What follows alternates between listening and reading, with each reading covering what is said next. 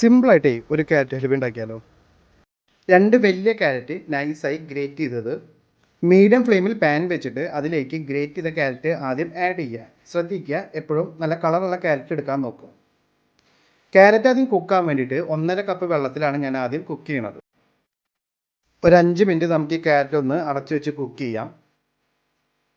5 minute കഴിഞ്ഞ് lid open ചെയ്തിട്ട് carrot കുക്കായോ എന്ന് നോക്കുക. ക്യാരറ്റിലെ വെള്ളം മൊത്തം വറ്റിക്കഴിഞ്ഞെന്ന് ഉറപ്പ് വരുത്തി അതിലേക്ക് 1.5 കപ്പ് പാല് ആഡ് ചെയ്ത് വീണ്ടും നന്നായി മിക്സ് ചെയ്യുക. ഈ സമയം ഇതിലേക്ക് 2.5 ടേബിൾ സ്പൂൺ പഞ്ചസാരയും 1/2 ടീസ്പൂൺ ഏലക്ക പൊടിച്ചതും ആഡ് ചെയ്യുക. ഏലക്ക ക്യാരറ്റ് ഹൽവയ്ക്ക് നല്ലൊരു ഫ്ലേവർ തരുന്നതാണ്. പഞ്ചസാരയും ഏലക്ക പൊടിച്ചതും ക്യാരറ്റുമായിട്ട് നന്നായി മിക്സ് ചെയ്യുക.